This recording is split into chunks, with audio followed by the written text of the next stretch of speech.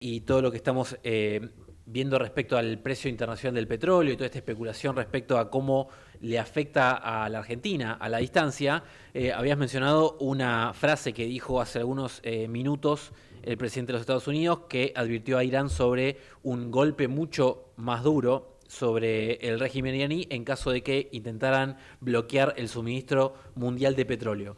Hay un montón de cosas que está bueno para poder entender respecto a cuáles son las consecuencias que tienen una guerra como la que se está desarrollando en Medio Oriente sobre un precio decisivo para todo el mundo y que es mirado con especial atención desde la Argentina porque puede impactar desde de varias formas. Por eso vamos a saludar a nuestro segundo entrevistado de esta noche, es Daniel Gustavo Montamat. Fue presidente de YPF, fue secretario de Energía de la Nación, es abogado, es economista, es experto en el sector energético, tiene la amabilidad de atendernos. Daniel, ¿qué tal? Buenas noches, aquí Mariano Wendner y Joaquín Mujica Díaz, te saludamos. ¿Cómo estás? Un gusto dialogar con ustedes. Gracias, Daniel, igualmente para nosotros.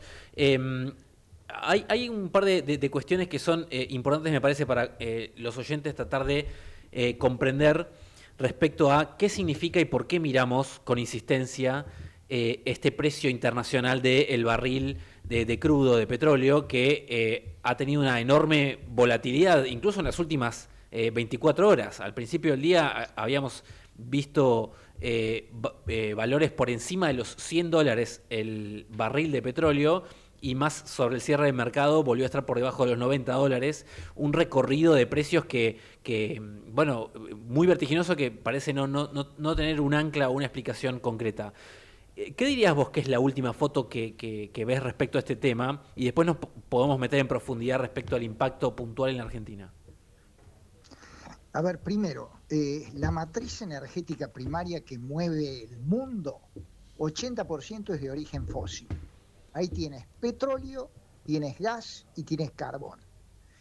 El petróleo dentro de los fósiles es el dominante y es dominante en todo el tema transporte. Así que el transporte que mueve las distintas interrelaciones comerciales en el mundo gira en torno al petróleo. ¿Mm? Por eso, cuando el petróleo entra en crisis o entra en crisis sus fuentes fundamentales de suministro, Medio Oriente es clave en esto, el precio se hace sumamente volátil y por eso pasa cuando hay un conflicto bélico en Medio Oriente de 118 que estuvo, ahora está en 87. Uh-huh. ¿Por qué se mueve así? Porque la geopolítica tiene preeminencia sobre los fundamentos del mercado. El fundamento del mercado es oferta, demanda, inventario. Por esos fundamentos, antes de la guerra, el precio del petróleo estaba cayendo, porque había una ralentización en la economía mundial, porque había un mercado sobreofertado, los mercados de futuro te estaban dando un Brent de 55. Pero viene todo este conflicto y le agrega todo esto de que entra en crisis las posibles fuentes de suministro.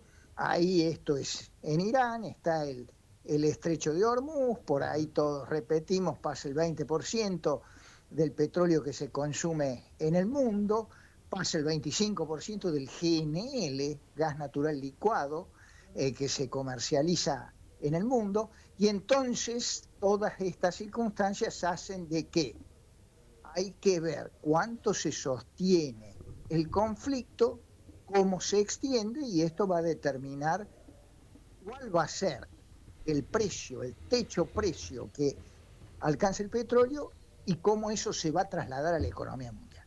Por eso Sí. es de interés de todos y especialmente de Estados Unidos que el conflicto dure poco y Uh-huh. que no se trabe el estrecho de Hormuz, que es por donde pasan los barcos petroleros que abastecen a muchos países del mundo, fundamentalmente a Asia.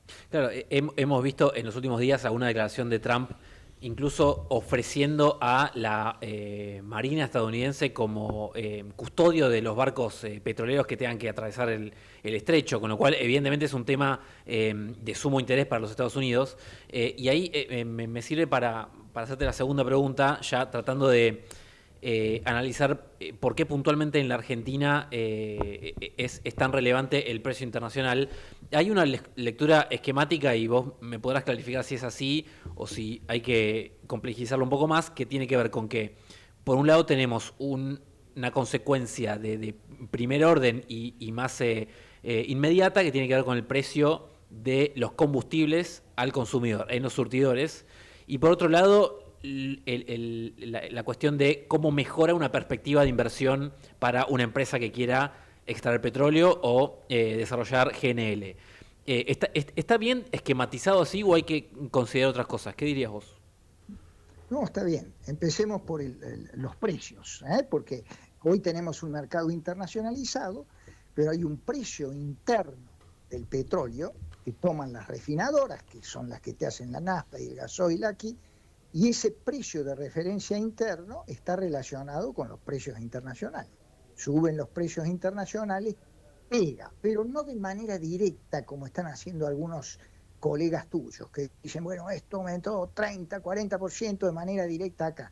Porque primero, nosotros tenemos referencias internacionales de precio, pero tenemos retenciones, así que el barril nuestro, tanto para el petróleo convencional como para el no convencional, pasan ciertos valores y tiene una retención del 8%. Eso te baja la referencia de comercialización del barril interno en la Argentina. ¿Ok? Bueno, entonces, en segundo lugar, tenés que ver en la Argentina también cuánto tiene que durar el precio y a qué valor se sostiene en el tiempo para que uno pueda establecer el traslado a surtidores. Yo la semana pasada, con el petróleo de $85, algunos colegas tuyos, hice un cálculo simple, ese petróleo de $85, un petróleo de referencia más vale de 80 acá, eso significaba respecto a los valores de precio interno un aumento del 15%, y eso se iba a trasladar a precio de consumidor final en la Argentina, por la carga impositiva que tiene los combustibles, un 7,5%. Bueno, hoy están muchos de los aumentos, ustedes los han podido corroborar en consultas, alrededor del 7% se ha estado acomodando el aumento de los combustibles. Si el conflicto cede o desescala, ha habido un anuncio de Trump de que está mucho más avanzado su objetivo de lo que se esperaba, etc. Por eso cayeron los precios, y por eso también el tema del estrecho de Hormuz que señalaste, que se los va a mantener operativo. Entonces, si desescala el conflicto, va a bajar rápidamente el precio del petróleo por las razones que yo te di antes. Los fundamentos del mercado van para la baja. Y entonces ahí se tendrán que reacomodar los precios domésticos un poco a la baja.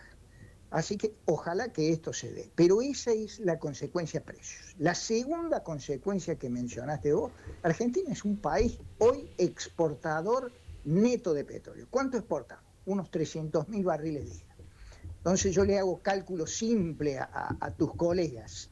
Bueno, las proyecciones eran una exportación de 300.000 por un petróleo que estaba valorizado más o menos en $60, por 365 días. Ya pasaron 2 meses, estamos en 300 ahora días más o menos de fin de año, entonces me piden una cuenta anualizada, 300 días. ¿Cuánto le damos? $20 más a los 60, 80. Y entonces por 300.000 por 20, por 300, y te va a dar 2.000 y pico millones más, le agregamos a la cuenta. Pero subrayaste bien otra cuestión que es fundamental. Supongamos que el conflicto cese, las cuestiones vuelven a la normalidad, se despeja y queda operativo el estrecho de Hormuz, volvemos a un petróleo de cerca de $60, incluso con tendencia a bajar. Lo importante de esto es la lectura geopolítica. Europa había reemplazado el gas ruso, te recuerdo, por gas por barco que provenía de Estados Unidos y de Qatar. Bueno, el suministro de Qatar no está yendo. Qatar pasa a ser suministro inseguro hacia el futuro. es la gran oportunidad que tiene Argentina en estos cambios geopolíticos que reacomodan al mundo de desarrollar intensivamente el gas con el mercado del GNL que recién subrayaste. Ya hemos firmado un contrato con Europa, tenemos que firmar más contratos. A mediados de la próxima década, Argentina puede estar exportando unos 80, 100 millones de metros cúbicos día de gas natural líquido al mundo. Aprovecho, Daniel, esto que mencionás respecto a las perspectivas no tan lejanas de en los próximos años de desarrollo de GNL a través de Vaca Muerta y demás, porque hay una cosa que han comentado desde el gobierno, lo he escuchado ya varias veces al ministro de Economía, respecto a que el petróleo o los hidrocarburos en Argentina van a ser un agro nuevo, en el sentido de que así como durante los últimos quizá 20, 25 años la Argentina tuvo una dependencia muy grande de los dólares que traía el campo, ahora se le suma un sector exportador nuevo que bueno, duplicaría esa cantidad de dólares, entonces la Argentina no estaría tan expuesto a la performance que tenga el campo todos los años en la cosecha gruesa. ¿Vos ves que esto es efectivamente así o que hay que esperar un poco más de tiempo para que eso se materialice o realmente estamos a la puerta de que eso pase? Mira, si la Argentina llega a producir, hoy está produciendo unos 900.000 barriles día, llega a producir 1.500.000 barriles hacia fines de esta década, principios de la década que viene, y el gas natural eh, por barco, GNL, se realizan los proyectos que ya están en marcha del consorcio Southern Energy y se le suman otros proyectos de YPF, sí, Argentina puede tener una cuenta exportadora que en promedio ahora está en los últimos años de unos 10.000 millones de dólares y puede pasar a los 30.000 millones de dólares de exportaciones. Pero yo creo que le estamos haciendo una injusticia al agro, porque estamos comparando la foto del agro hoy el agro está exportando 30.000, con la foto del desarrollo petrolero y gasífero de la próxima década. Yo creo que el agro tiene también muchísimo para expandirse, la cadena agroindustrial. Y si va la producción agropecuaria de 250 millones de toneladas actuales a 300, como algunos auguran y proyectan, y bueno, el agro va a seguir juntando mucho más divisa que el sector de petróleo y gas. Pero sí, si comparas la foto actual con la que te brinda el sector de petróleo y gas digamos, principio de la próxima década, estás con otros valores equivalentes. Y le agrego a eso otro que a lo mejor no lo tienen en cuenta. La minería también está diferida porque tiene periodos de inversión más largos, pero una vez que el proceso minero entre a producir resultados exportadores, ahí tenía otros 30.000 millones de dólares, pero eso mediados de la próxima década. Daniel, buenas noches. Joaquín Mujica te habla. Hola, Joaquín. A ver, quiero linkear con la pregunta anterior, cuando venías hablando del precio del petróleo y del conflicto y de cómo impacta el conflicto. Y vos lo hablabas sobre una hipótesis de, bueno, si la situación se desescala, si el conflicto termina en un determinado plazo corto, sobre todo siguiendo un poco lo que dijo Trump en las últimas horas, sobre que él considera, o la información que tiene es que esta guerra está pronto a terminarse.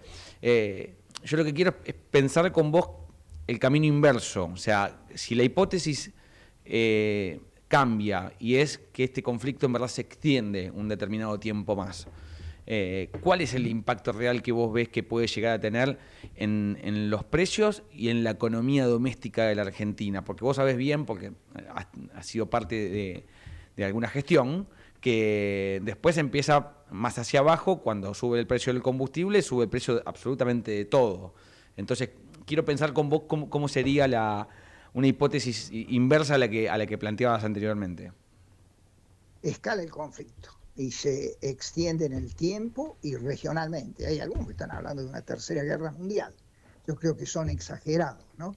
Pero bueno, supongamos que escala es una hipótesis que has planteado. Desde el punto de vista, cuidado, geopolítico, todo lo que dije sigue teniendo valor. Argentina pasa a ser suministro seguro y confiable, por ejemplo, para Europa, porque estamos fuera de la zona caliente, o de la zona más caliente en un conflicto generalizado. Así que todo esto del desarrollo intensivo vale para esta otra hipótesis que me estás planteando. Ahora, bueno, subieron los precios del petróleo, eso se traduce en precios a los combustibles. Algunos colegas tuyos me dicen, ¿qué mecanismos de atenuación tenemos para...? Bueno, ahí yo tengo un libro escrito, publicado por Eudeva, que es La renta petrolera argentina. Ahí están bien explicados los mecanismos de atenuación. Siempre hay que trabajar sobre gravámenes sobre la renta neta, no sobre la renta bruta. Por ejemplo, yo no subiría las retenciones, que sería algo aconsejable dentro, te recuerdo la metáfora de la mesa de los argentinos. Las retenciones gravan como la regalía la renta bruta, son disuasivas de inversiones, entonces pan para hoy, hambre para mañana. Podés trabajar sobre impuestos a la renta extraordinaria, con el producto de ese impuesto, trabajar fondos contracíclicos y atenuar la suba de los precios de los combustibles. Ahora, desde Argentina no vamos a poder manejar los precios, somos tomadores de precios. Te estoy hablando de mecanismos de atenuar esta crisis dentro del país y las circunstancias. Después, si hay una guerra y esto, la economía mundial entrará en receso y hay que ver también cómo esto pega en la inflación internacional. Pero lo otro que te digo, hay una relación muy simple, pero esa viene del problema de los años de cronicidad inflacionaria argentina. Porque todos asocian, sube el precio de los combustibles, tiene que subir todo, ¿no? El precio de los combustibles pega una parte, ¿sí?, del índice de precios. Pero te vuelvo a rescatar esto como idea. Las inflaciones crónicas no tienen que ver con el precio de la nafta, ni con el precio del petróleo, ni con tal o cual precio. Tienen que ver con los desajustes y los desbarajustes macroeconómicos de la Argentina. Tiene que ver con déficits fiscales crónicos financiados con papel pintado. Por lo tanto, otra de las cosas que habría que evitar aprendiendo del pasado, porque algunos me dicen, bueno, no habría que subsidiar los precios de los combustibles para que no... ¿Y quién paga el subsidio? ¿Impuesto? O si no, el peor de todos los impuestos, que es el impuesto inflacionario. Es decir, así, subsidiamos el precio del combustible, pero terminamos deteriorando el salario a la gente que tiene que comprar otros bienes con inflación crónica. No va, todas esas salidas no van. Por eso vuelvo a insistir, impuesto a la renta extraordinaria en la hipótesis que diste de que esto se agrave y dure en el tiempo. Daniel Montamat es exsecretario de Energía, expresidente de YPF. Te agradecemos mucho tu análisis, tu aporte, tus comentarios con nosotros, así que te dejamos un saludo grande. Un abrazo para ambos.